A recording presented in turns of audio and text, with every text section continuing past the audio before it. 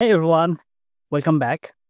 তো আসলে আমরা যারা দেশের বাইরে পড়ালেখার জন্য বা চাকরির জন্য আসি, তাদের মধ্যে সবচেয়ে বেশি যে জিনিসটা কাজ করে সেটা হলো গিয়ে হোমসিকনেস। এই জিনিসটা প্রত্যেকটা প্রবাসীর, প্রত্যেকটা ইন্টারন্যাশনাল স্টুডেন্টের লাইফে মানে ওতপ্রোতভাবে জড়িত। কারণটা হলো আমরা আসলে প্রায় ২০ টা বছর বা ১৮ থেকে ২০ বছরের মতো আমাদের ফ্যামিলির সাথেই কাটায় আসি। আমাদের বাবা-মা আমাদেরকে তাদের কোলছাড়া করে না।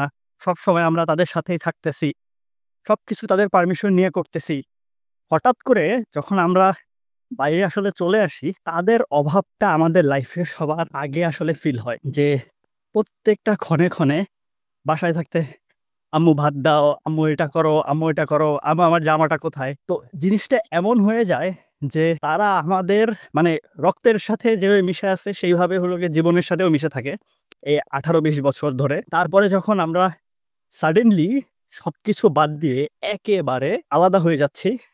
যারা আসলে বাংলাদেশে থেকেও বাসা থেকে দূরে গিয়ে পড়ালেখা করে, তারাও এই জিনিসটা ফিল করতে পারে। No doubt. মানে যে জিনিসটা মেইন সেটা হলো দেশে থাকলে অন্য জেলায় গিয়ে পড়ালেখা করলেও বা অন্য একটা ভার্সিটিতে গিয়ে কলেজে গিয়ে পড়ালেখা করলেও নিজের দেশের মানুষের সাথেই থাকা হয়। নিজের দেশেই থাকা হয়। সেই একই এনভায়রনমেন্ট, সেই একই পরিবেশ, একই মন মানসিকতার মানুষগুলোকে সাথে পাওয়া যায়। কিন্তু বাইরে যখন চলে আসা হয়, না আপনার ভাষায় কেউ কথা বলে, না আপনি তাদের ভাষা বুঝতে পারেন, না তারা আপনার ভাষা বুঝতে পারে। সবকিছু মিলিয়ে এবং তাদের কালচারও ডিফারেন্ট। যা ফ্রেন্ড হচ্ছে সেগুলো হলো গিয়ে জাস্ট দেখানো ফ্রেন্ড, নামমাত্র ফ্রেন্ড। এরা হলো গিয়ে থাকবে না। এটা ওরাও জানে, আপনিও জানেন যে এখানে আমি আসলে বিলং করি না। তো ওই কারণে যে জিনিসটা হয় যে ফ্যামিলিকে খুব বেশি আমরা মিস করা শুরু করি। আসলে হোমসিকনেস ডিল কিভাবে করে? এইটা নিয়ে আসলে মেইন ভিডিওটা। মানে এইটা নিয়ে আমি আসলে কথা বলবো। আ এতক্ষণ ছিল জাস্ট ইন্ট্রোডাকশন। তো একটু লম্বা হয়ে গেছে ইন্ট্রোডাকশন। এনিওয়েজ তো হোমসিকনেস ডিল করার ওয়েটা হলো কষ্ট করা। মুখ বুঝে মেনে নেওয়া। এছাড়া আসলে আর উপায় নাই। চিন্তা করে দেখেন, যখন আপনার হোমসিক হবে, এটা খুবই স্বাভাবিক হোমসিক হওয়া এবং হোমসিকনেসটাকে মেনে নিতে হবে যে এটা স্বাভাবিক। যে আমি যেখানে ছিলাম, আমার বাবা-মার সাথে আমি এত বছর কাটায় আসছি, তাদেরকে আমি মিস করব, তারা আমাকে মিস করবে। এটা খুবই স্বাভাবিক। রান্না করতে গেলে, খাইতে গেলে, কোনো একটা অনুষ্ঠান হইলে, এই রোজা গেল, ঈদ গেল, সবকিছু ফ্যামিলি থেকে দূরে। এই জিনিসগুলো মেনে নিতে হবে। এবং যখন হোমসিকনেস কাজ করবে, আমি মাঝে, মাঝে যে জিনিসটা করি, আমি আমার ল্যাপটপে একটা ছোটখাটো একটা ডায়েরি আছে। তো ওইখানে মাঝে, মাঝে লেখালেখি করি। লিখে একসময় পরে আবার নিজেও ডিলিট করে দেই যে, আরে কি লিখছি? ওইখানে আমি জাস্ট লিখি। আরেকটা কাজ করি, ফোনের রেকর্ডার অন করে আমি হলো গিয়ে কথা বলি। মানে এমনভাবে কথা বলি যে আমি আমার মায়ের সাথে কথা বলতেছি, আমি আমার বাবার সাথে কথা বলতেছি। বা এরকম লম্বা একটা মানে ওয়াকে বের হয়ে যাই যে হাঁটতে থাকি আর হলো গিয়ে নিজের সাথেই নিজে কথা বলতে থাকি। তো যখন হোমসিকনেস কাজ করে তখন একটা জিনিস করা যেতে পারে সেটা হলো আমরা নিজেদেরকে একবার মনে করায় দেওয়া যে হ্যাঁ, আমি এত দূরে পড়তে আসছি, এত দূরে চাকরি করতে আসছি। কাদের জন্য? তাদের ভালো রাখার জন্যই বা আমার নিজের একটা ফিউচার তৈরি করার জন্যই আমি আসছি। তো এই গোলটা যেন আমার ফুলফিল হয়। এই গোলটা যখনই ফুলফিল হবে বা এই গোল ফুলফিল করার জন্য যখন আমি কাজ করব, তখন সেই হোম সিকনেসটা জাস্টিফাইড। কিন্তু আপনি দূরে পড়তে আসছেন, চাকরি করতে আসছেন, আপনি আপনার মতো করে হলো গিয়ে নিজের লাইফ এনজয় করে বেড়াইতেছেন। মানে যে পারপাসে আসছেন, যারা এত কষ্ট করে আপনাকে এত দূরে পাঠাইলো, তাদের কথা তো মনে পড়তেছেই না। উল্টা হলো গিয়ে আপনি তাইরে নাইরে করে বেড়াইতেছেন। তাহলে সেই হোমসিকনেসটা আসলে আপনার কাজও করবে কম এবং কাজ করলেও সেটা তেমন একটা জাস্টিফাইড না। এটা আমার পার্সোনাল অপিনিয়ন। এনিওয়েজ তো যেটা করা যাইতে পারে যে ফ্যামিলিকে কল দিয়ে কথা বলা। ফ্যামিলির সাথে যখন কথা বলবেন, তাদের সামনে আসলে নিজের ভালনারেবিলিটিটা কতটুকু তুলে ধরা উচিত, এটা নিয়ে একেকজনের একেক আ অপিনিয়ন থাকতে পারে। আমার কাছে যেটা মনে হয় নিজের ভালনারেবিলিটিটা 20-30% দেখানো যেতে পারে। সম্পূর্ণটা না দেখানোটাই বেটার। কারণ মা-বাবা হলো গিয়ে খুব ইমোশনাল হয় ছেলে-মেয়ের ক্ষেত্রে বা নিজের আত্মীয়স্বজনরাও।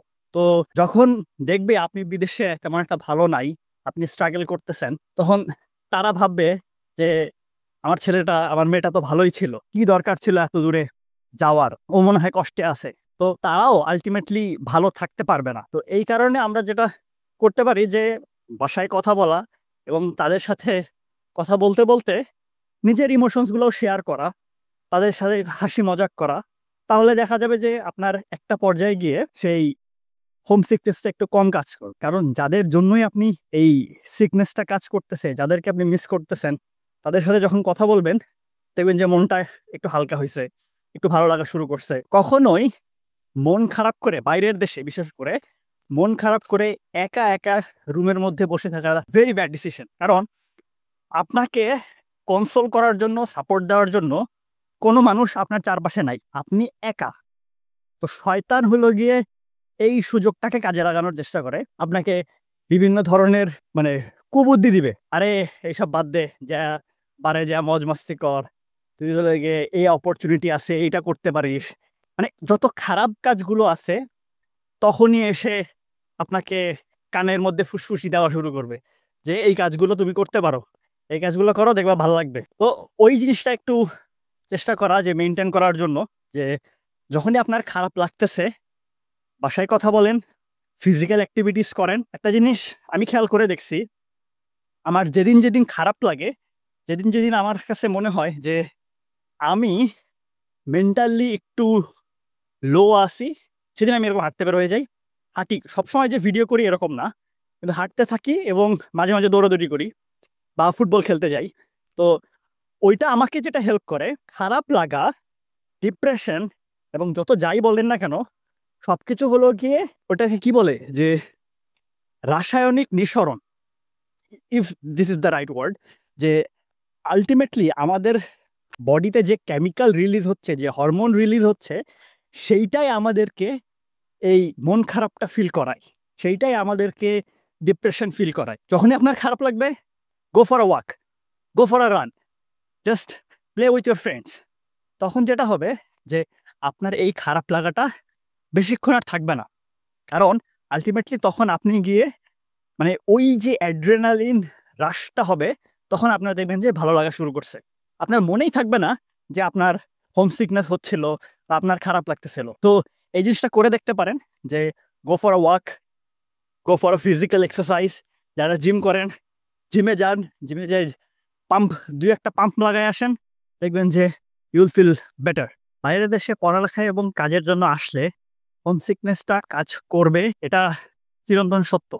তাই এটাকে আমরা মেনে নিয়েই আমরা চেষ্টা করি আলটিমেটলি এই ফ্যামিলির প্রতি ভালোবাসাটা আমাদের থাকে। একই সাথে আমরা যেন নিজেদেরও টেক কেয়ার করতে পারি, নিজে যেন খুব বেশি ভেঙে না পড়ি। কারণ অনেকে আছে আমি দেখছি যারা হোম সিকনেস এত বেশি ফিল করে যে তারা হলো গিয়ে থাকতে পারে না, তারা চলে যায়। তো আলটিমেটলি আপনাকে চিন্তা করতে হবে ডিসিশনটা কেন নিছিলেন বাইরে আসার জন্য। যখন আপনি আপনার নিজেকে মনে করাই দিতে পারবেন আমি 5 মাস আগে, 1 বছর আগে ডিসিশন নিছিলাম এই কারণে বাইরে যাব, সেই কারণটাকে প্লিজ মাথায় রাখেন। তাহলে যেটা হবে, পরবর্তীতে যখন আপনার এরকম খারাপ লাগা শুরু হবে, আপনার যখন লো কি ফিল করবেন, সেই রিজনটাকে আরেকবার মাথায় প্রসেস করে নেন যে এই কারণে আসছি।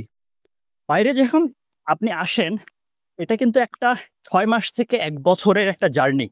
অনেক কাঠখড় পোড়ায়া, অনেক কাগজপাতি রেডি করে, অনেক পরিশ্রম করে আপনি বাইরের দেশে আসেন। এবং যখন আসেন আপনি কিন্তু আপনার ফ্যামিলিকে স্যাক্রিফাইস করে আসেন। তাই রিজনটাকে সবসময় মাথায় রাখাটা খুব বেশি ইম্পর্টেন্ট, যে why I am going abroad.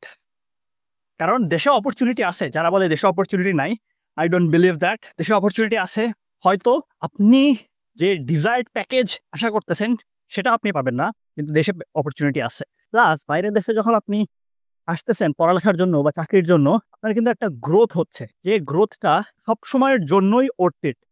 আমার কাছে মনে হয় যে আপনি যদি এই চ্যালেঞ্জটা নিয়ে বাইরে আসতে পারেন, যে আমি বাইরে যাচ্ছি, আমি সব ধরনের স্ট্রাগল ফেস করব, then go for it. Anyways, thank you so much for watching.